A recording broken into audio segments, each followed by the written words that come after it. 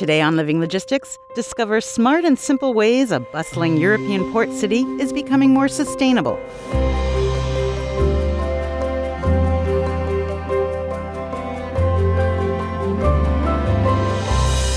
From Bonn, Germany, this is Living Logistics. I'm Deborah Friedman. If you do any online shopping, you may think it's quick, clean, and convenient. Click, you've saved yourself a trip to the store.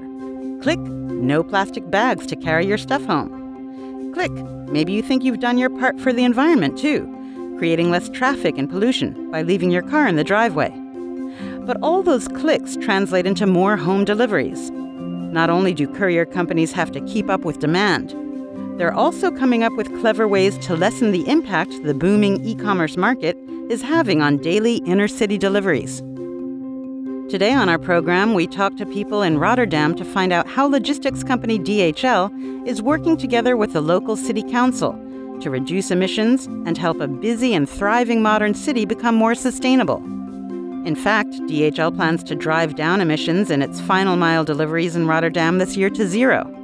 Zero emissions, despite all those deliveries. Contributor Gabby Pinkner traveled to Rotterdam to take a look around. Hello, Gabby. Hi. Tell me, why did you decide to go to Rotterdam? I never thought of it as a particularly green city. I'd heard about a sustainable logistics solution that my colleagues at DHL Express Rotterdam had set up, and that would ensure zero emissions in all last-mile deliveries. And I wanted to see how that worked. I was also keen to look at the city, because it's implemented lots of ideas for more sustainable living. Do tell. I arrived at the Rotterdam train station quite early in the morning. It was busy. Some 110,000 travellers pass through the station every day. One of the first things I noticed when I stepped outside was that it was unexpectedly quiet. Thanks to clever city planning, there are hardly any cars or vans or trucks near the main station, even in the morning. One of the loudest noises I could hear was a bird. There weren't a lot of cars, but there were certainly a lot of bikes. There's even a big underground bike parking garage right outside the station, where some 5,000 bikes can be stored. Dutch residents can use the same ticket for a train, bus or tram, or to hire a bike. It makes commuting really easy and encourages people to leave their cars at home.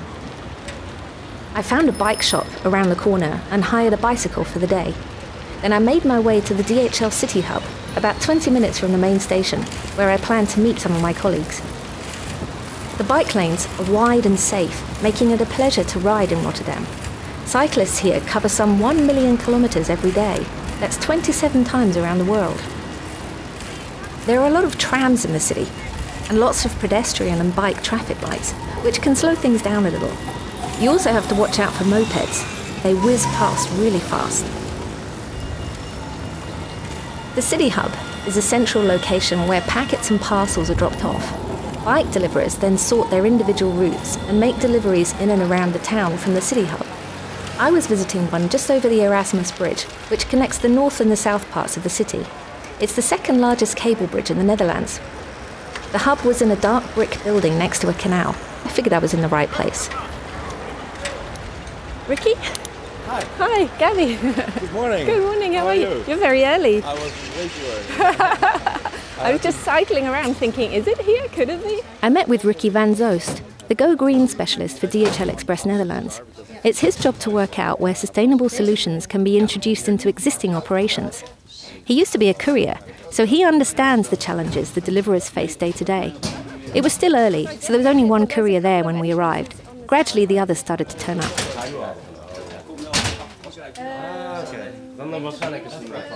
There were a total of 8 couriers on the day that I was there. After a brief morning meeting, a DHL van rolled up outside to drop off the packages that they'd be delivering that day. Ricky explained the setup. We only have one van driving to a City Hub location, and from there it's been spread by bicycles or electric vehicles. So what we want to do is we want to deliver the inner city on a sustainable way, and the most sustainable way are cycles. These cycles are cargo bikes, especially designed for delivering and collecting parcels.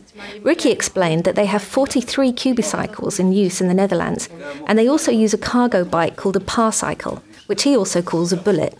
The Cubicycle, it can load more kilograms and more volume, and also can drive a lot of kilometers because it's electrical bike. We can do a lot of kilometers with a lot of kilograms. Cubicycles are reclining bikes that have a big box on the back. The rider sits up front with their legs stretched out. DHL designed them together with a company called Failaf. As Ricky said, they're electric, so you can pack them with a good few kilos worth of documents and small packages, and it's still easy to get around. The Bullets or Par cycles are more like a normal bike with a big box on the front. In future, the Bullet bikes are going to be electric too, which will be useful in cities like Amsterdam, where Cubicycles are too big for the narrow streets. But the couriers really like the Cubicycles. Here's what courier Pim van der Blom had to say. The Cubicycle is the most important thing, I think, is it's bigger. You can take a lot of more deliveries with you, like bigger packages, because with a Par cycle, you are really limited by the amount of stuff you can put in the thing. And Cubicycle is just, I think, 4 times bigger. So, yeah, that's the main advantage. The electric motor must be another big plus. That's really for long distances, because some of the routes will have you cycling for approximately 7 kilometers before you're even starting. You just have to cycle a lot. And then having the electricity to back you up a little bit is really, really nice. The couriers are predominantly delivering what they call flyers. That's basically documents. Rotterdam is home to Europe's largest port, and a lot of the import and export paperwork is still delivered by express courier. One courier told me that he sometimes has about 90 stop-offs in one day, where he delivers as many as 25 to 30 flyers. That sounds like a hard job to me. I asked Pim why he likes it. For me, it's basically what I really liked, because I cycle a lot. I have cycled a lot, and I also had a lot of delivery jobs, so it kind of combines the two things. Yeah, I've done a lot, and I really like. So for me, it's basically going to work with a smile on my face, because I really like it. I decided to follow Pim on my bike to see what it would be like to deliver packages in inner city Rotterdam. He was happy for me to tag along, but first I had to wait till he'd finished planning his route for the day. In the morning, the deliveries come in. You have to order them. You have to make your own route. What am I going to do first? What am I going to do last? Also, you have 12-hour deliveries. You have to deliver them before 12, so that gives another piece of incentive to make a good route beforehand. Out on the road, we cycled back over the Erasmus Bridge towards the city centre. My legs were really starting to feel the burn. Okay, so now we're cycling back. Down here? Are we staying on this side, or are we going over? Going across the bridge. So how often do you go across that bridge every day? 6 times. Oh my God. Okay. Wouldn't it be faster to deliver using a moped? The regulations are a bit more difficult with a moped, because to be faster you have to have a moped that can go quite fast, and you have to wear a helmet. You're not allowed to drive at the bike lanes, so it won't be faster, because otherwise you'll just be stuck after the traffic you're trying to avoid by riding a bike. Maybe at some points, but in the long run, I think a bicycle or a Cubicycle is a lot faster. I could see what he was talking about. There were several instances where we just sailed by cars that were backed up in traffic. Pim had a few packages that needed to be delivered before 12, and I asked one of those customers what she thought about DHL, and if she'd noticed the number of bicycle deliveries that DHL does around the city. Yeah, for sure. You see them every day. I go by bike myself, and they pass me on a regular basis, a lot faster than me. And yeah, we're happy that they're thinking about the green environment. I followed Pim around on a couple more stops, but I realised I was slowing him down. So I left him making a delivery to the tax office, and I went to talk to someone in the local government about Rotterdam's sustainable city plans. I stopped by the City Hall, a beautiful old building built in 1905. It's one of the few buildings that survived the Second World War bombings, and it's located on a wide road called the Koolsingel, which passes through the city's Kool district. The Koolsingel used to be a canal that surrounded the old town centre, but it was entirely filled in between 1913 and 1922. At the City Hall, I met with Rotterdam's Vice-Mayor, Judith Bokhoff, to find out more about what the city's doing to encourage green mobility. The city's council has some very ambitious, modern ideas about tackling pollution and reducing congestion. One of them is setting up a zero-emission zone, but we think it is very healthy. And this zone will be implemented in 2025. It offers a clear framework for transport service providers, which allows them to adapt their business model. Judith told me the city is developing an action program to accelerate the transition to emission-free transport. I wondered if the general public were aware of any of these initiatives, and I asked a few people that I met along the way. I think it's good because they want less traffic in the center of the city, and you still have to receive your packages, and it's quick, easy, I think, as well. I think that's really amazing that they even think about the environment in such clever ways. It's very easy to cycle in Rotterdam. The bike lanes are really good, and most of them are separate lanes, so really secure. So it's not going unnoticed, and soon people will be taking even more notice as the amount of electric vehicles in the city centre increases. The Vice Mayor told me that electric trucks will soon get an exemption for driving in bus lanes, and companies will get free advice about how to make their fleets more sustainable. One of the companies that's made the biggest strides towards zero emissions delivery? DHL. They're in the process of eliminating all diesel vehicles in central Rotterdam. After leaving City Hall, I had to meet up again with Ricky back at the City Hub. Getting there meant retracing my route and taking another 20-minute bike ride down the Koolsingel and across the Erasmus Bridge again. Some 11,000 people cross the bridge by bicycle every weekday, and I was one of them.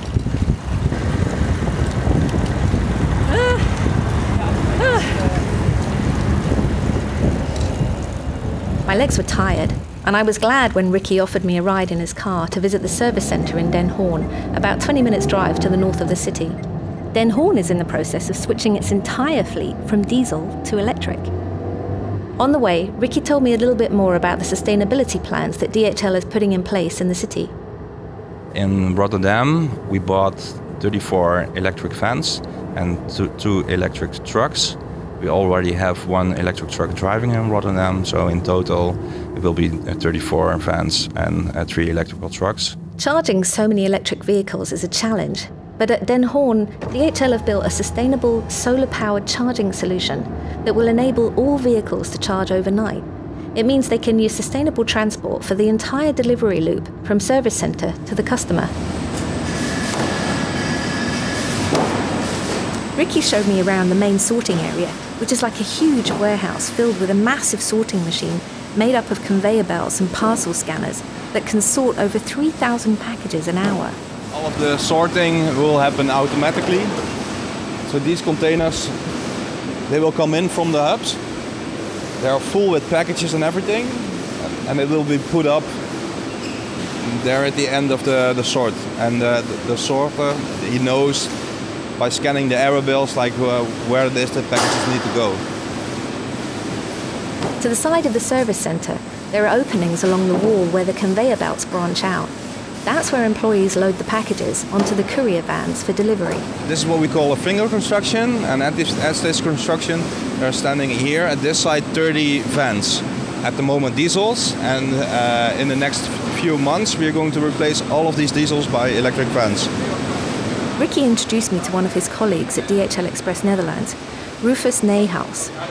Rufus is responsible for measuring productivity and for sustainability programs like DHL's Go Green Mission 2050, which aims to reach zero emissions worldwide by 2050. This particular site is likely to achieve that in its last mile deliveries in 2020. It's a little bit exciting for us, but we're also very determined to make it a success with also the local team and with a little bit of help from our global colleagues.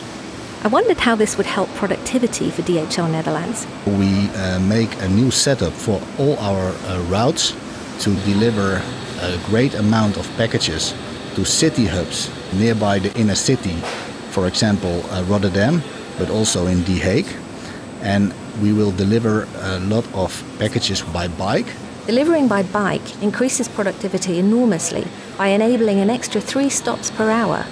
So that will be a big increase of productivity with a 100% carbon footprint, zero emission approach. I needed to let Ricky and Rufus get back to work, and they suggested that I talk to another of their colleagues, Marijn Slabberkorn. He used to be a courier at DHL and is now the head of Go Green for DHL Express Europe. Marijn lives in one of the most famous and fabulous new buildings in Rotterdam, the Markthal. It's a cool, futuristic residential and office building with a market hall underneath. Ricky very kindly drove me back to my hire bike, and I cycled back over the Erasmus Bridge for what I hoped would be the last time. Alright, I'm not cycling up anymore. I'm cycling down. Bloody bridge. I took some smaller side streets to get to the Markthal, which is a massive horseshoe-shaped building with apartments all around the outside. Inside, there's a huge hall, some 10 stories high, and on the ground you have restaurants and hundreds of market stalls selling everything from pâté to port wine.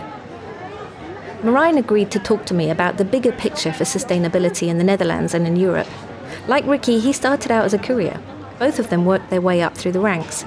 I started at DHL Express as a courier, so you learn a lot. You know how the people think on the road, how they sort packages. It's the whole operational process that you have in your head, and this is also helping me with developing solutions.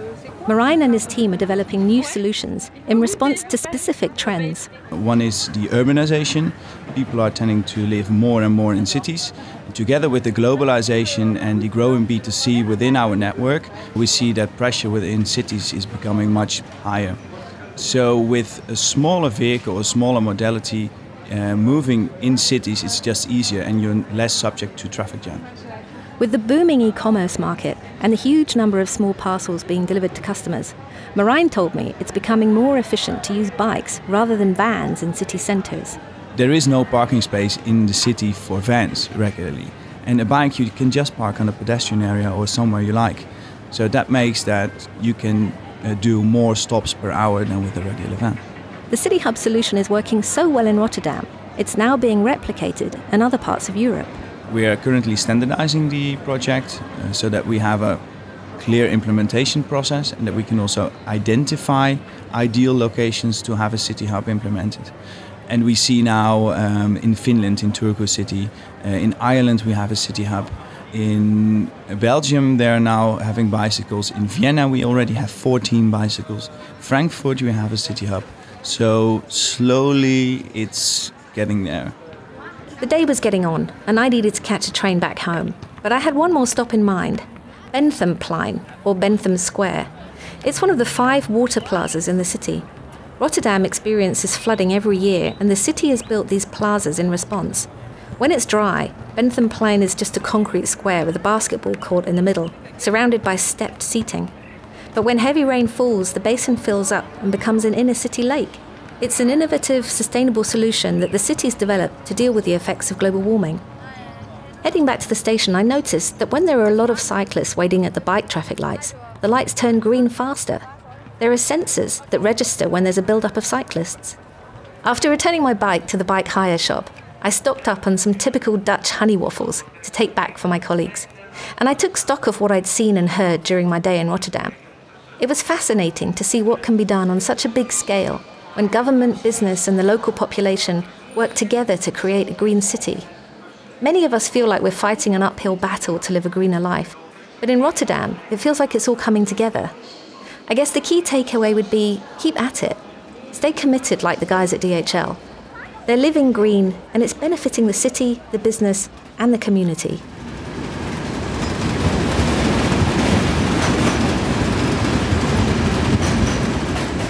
A day of cycling, sightseeing, and sustainability with reporter Gabby Pinkner. Logistics company DHL isn't only reducing the environmental impact of entire sites and operations, like in Rotterdam. It also encourages its more than 500,000 employees around the world to green up their own behavior, at work and in their everyday lives. The company has set itself an ambitious target to achieve zero emissions logistics. Jill Myberg is the head of sustainability strategy at Deutsche Post DHL Group. Together, we are 550,000 employees around the world, and that is a really amazing scale that we can leverage. So I really do think that if we all do our part, we can do quite a bit to move the needle and bring us towards our zero emissions goal in the year 2050. Another way DHL is transforming transport is with a special electric delivery van called the Street Scooter. In the Netherlands, there are some 400 of them in use, and they're a big hit, says Ewout Blauw, head of communications at DHL Netherlands. It certainly makes people feel good. It makes them also feel good to drive a green vehicle, also doing their bit for the climate when they're at work. Out on the road every day we show people that for DHL, sustainable business is serious business. Currently, there are more than 12,000 street scooters in operation at DHL and Germany's postal services Deutsche Post combined. Most of them are in Germany, but they're also greening the streets in other countries too, like Austria, the UK, and Japan. Since their introduction in 2014, electric-powered street scooters have covered more than 100 million kilometers, and counting. I'm Deborah Friedman, and you've been listening to Living Logistics. Next time on the program, find out how trucks are soaking up some extra power from the sun. Catch that and our other episodes by clicking on over to our website, dpdhl.com/podcast. Or find us on your favorite podcast platform and click on all those stars to rate us. And subscribe. Thanks for listening.